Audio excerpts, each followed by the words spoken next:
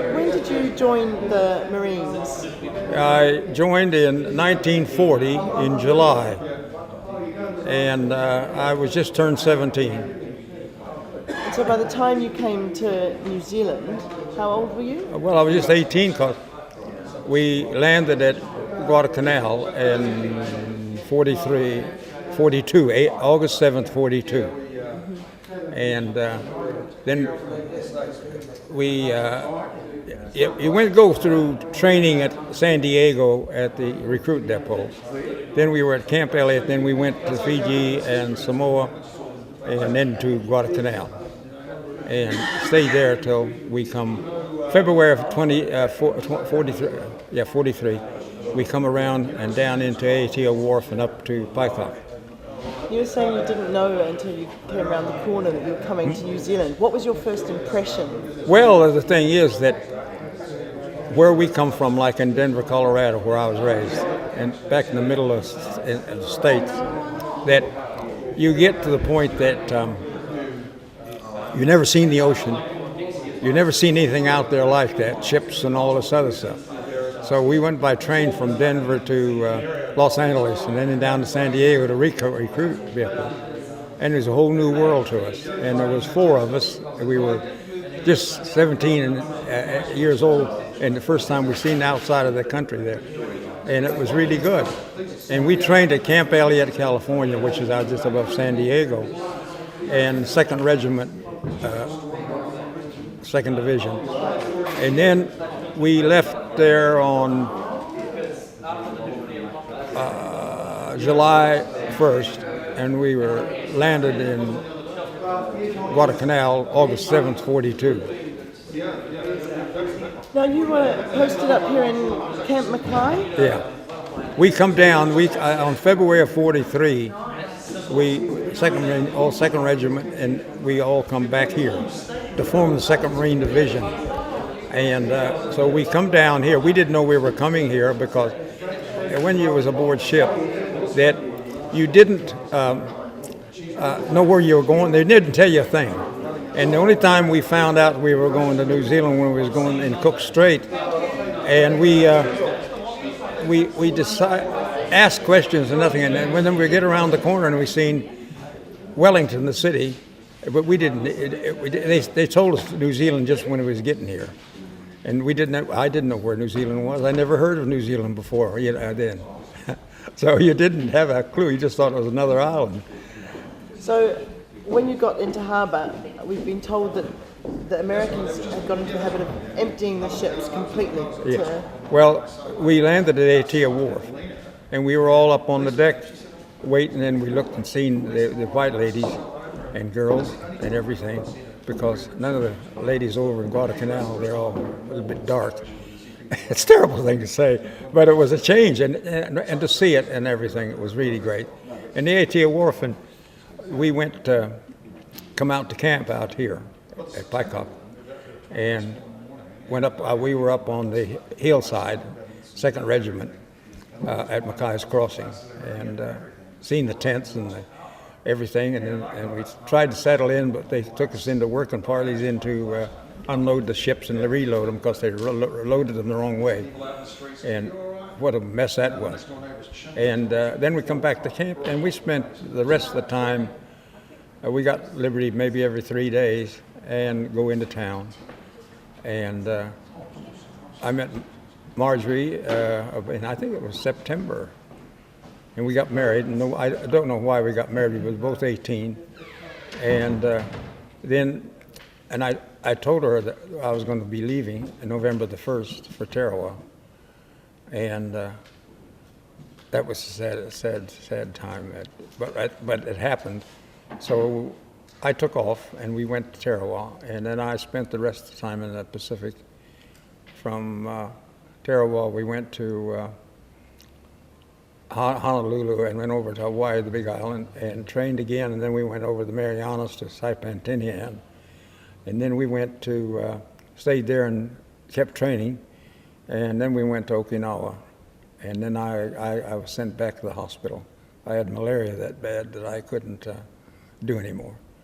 Then I was there for a year and a half, and then 1948, Marge come over on the Orcades, and we didn't even know each other after 5 years.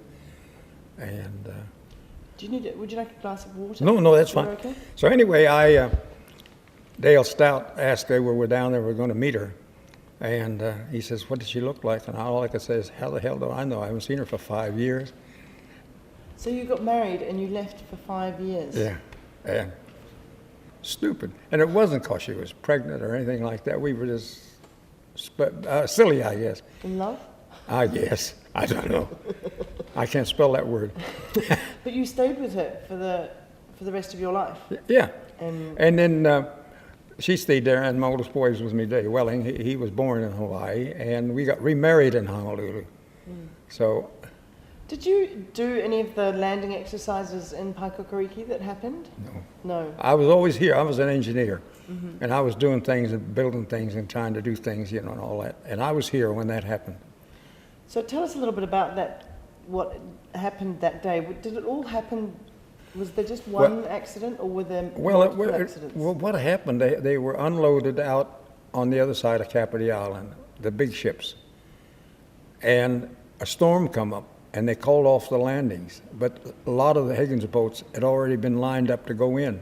And they capsized. The storm was really terrific. And nobody will ever know why or what for. But it happens that way all the time. And back in the States at Camp Pendleton, we have maneuvers at, I forget the name of the area we at there, but we lost 38 Marines in the rocks there and drowned and caught on the rocks. But there's nothing you can do. When you get 5, 6, 7, 8,000 men moving like that, there's always going to be accidents. Tanks run over them, and everything else, You can't prevent the accidents because it's just too much. And I think that when they called off the storm here, they knew that they were in big trouble. And I recall a lot of it because I was down here at Paekakariki and there was a whole bunch of Maori ladies were talking about it because they'd gone along the beach and picked up the bodies. And how many people do you think died there? I think there was 140. And the Marine Corps said 7. And then somebody said 10. But they censored things like that. They didn't want it to get out because they didn't want to get it to the American. Like Tarawa, we lost 1,040 killed and 2,000 wounded in 71 hours. And I'd say 20 to 25% of them drowned going into the beach.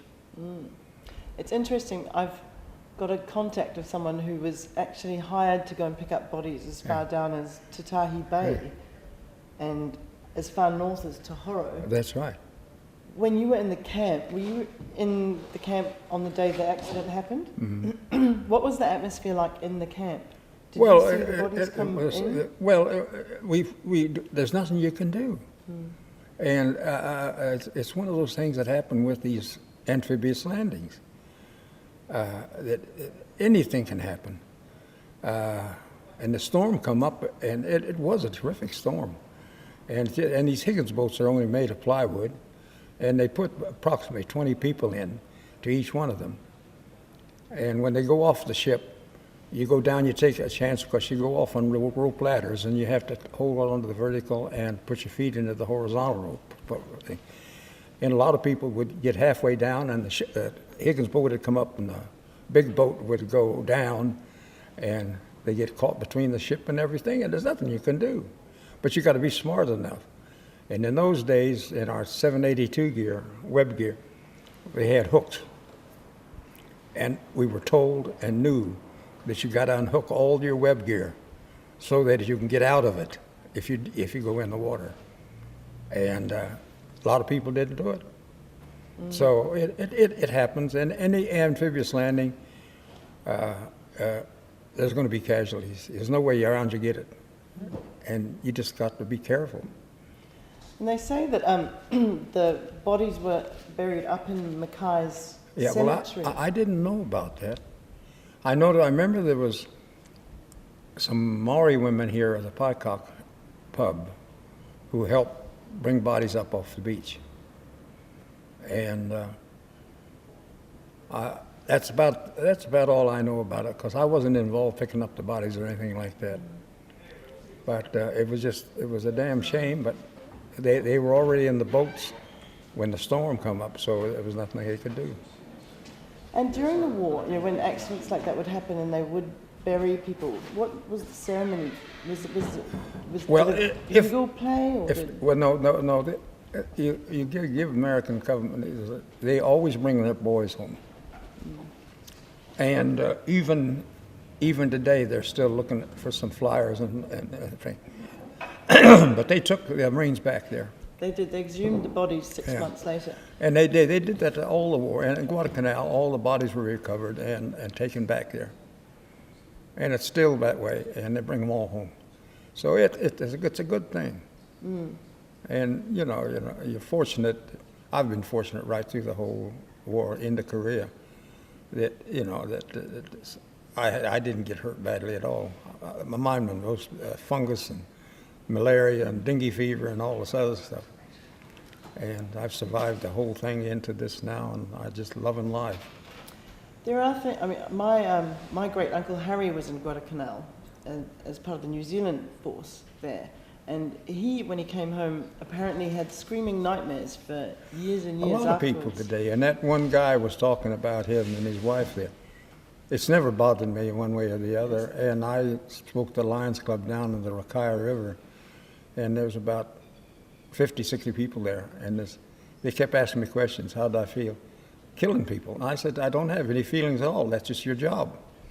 And that's exactly what it is. And you can't feel. I've never had any recourse or thing, and I've lived a good life and raised the family and done everything and still having fun and enjoy life. And it's just part of the... I want to come to your house and hang out at your bar and shoot some pool. Well, that after Mars died in 1993, and I reconnoitered and made like all the doors. I made them another foot wider so it'd all be open. And the only thing it's got doors on is the bedrooms, the bathroom, and the laundry room and that. And the rest of the house is wide open. And I got overhead fans and underfloor heating and the bar. Marge had bought the bar for me, and it's the Marine bar. And what you'd really like, you'd never guess what, I got a color point Persian cat. He's 8.5 years old. And you wouldn't guess what his name is. Semper Fidelis. And he likes his name. But we have a lot of fun. The boys and I are very close, and they come over all the time and drink all my beer, and I drink Jack Daniels on the rocks, and I do everything, and I eat everything, and life's good for me. And I had a big operation 1.5 years ago, I think it was, and had a titanium metal valve put in the aorta and bypasses and all sorts of things, and I've had prostate cancer. I think I've had everything that I can get. Then I had my eyes done, and they told me, Dr. Talk says, you're going to see everything in a new light, and they took out the old lenses and put in artificial ones. And it was the greatest thing, so I don't have to wear glasses. I like it. I wear the dark glasses because everything's bright, But it's an amazing thing, and to be 88, and my knees are shot, and I had an MRI, I guess, 4 months ago, and the doctors told me not to worry about it. Your knees don't get any operations. It won't do any good. And arthritis, I got that. Nothing you knew about that. So, and every day's fun. I enjoy life every day. I just wanted to go back to the camp and could you describe for us your living conditions? Well, that's easy. Yeah. The pyramidal tents, they called them. And they had 8 bunks in there. And all we had, and even at home today, I've got my 2 Marine Corps blankets folded up in the back bedroom. And I got those in 1940. And Welling and the boys said I should throw them out. But all we had was just these blankets. They were packed away. And they had a pot-bellied stove inside the tent. And I think it was white gas that fired them up. But it was very cold up there. And we were up on the upper side of Mackay's Crossing, and the 2nd Regiment. And so it was good living. We had a lot of fun. Even with as bad as the war and everything, that the Marines have a great, they get along really well, you know, with everything. But the walks to Palmerston North and Foxton and all these other things, there was nothing to them, you know. You were just fit as a fiddle, you know, you could do it. The only thing, like malaria, gets you down. And when Marge and I got married in September, it was August, by golly. And I knew I was leaving on November 1st. And I went to St. Mary of Angels Church and to get married, and they wouldn't marry me because I don't believe in any religion. And so, anyway, we had to get married in the back of the church. Couldn't get out in the front there because she was Catholic. And so they married you anyway. They did marry you. Yeah, I got married. So anyway, then they had a reception up at her mother's house. And I went up there, and I got so sick I just couldn't, from malaria and all that. And they got an ambulance and took me up to Anderson Park, up to the hospital. So I spent the whole first day. Your wedding night. Wedding night in the hospital. On the top bunk, too, they had 2-tier bunks. Oh, I remember that, yeah. And I blame it on the port wine I drank there at Eva's. I think it was mostly shoe polish, because your tongue was black in the morning when you drank it. So anyway, and then I forget, we went aboard ship, and it was sad then because she knew I was going. And November the 1st, we sailed out of here. And you went to Tarawa. And we landed over there November the 20th. But I did a silly thing. I jumped ship and run all the way up Willow Street to where she was, and said goodbye again, and then run all the way back to the ship again. And then they put me down as a PAL because I went over without stuff and everything. So before we landed at Tarawa, they said no more. But no, it was a sad part. And then the war over there, the censors were terrible, and you had no communications about phoning or anything like they got in Iraq and all these places today. They can phone their wives twice a day. And they censored all your mail. And so we were really separated for 5 years. Unbelievable.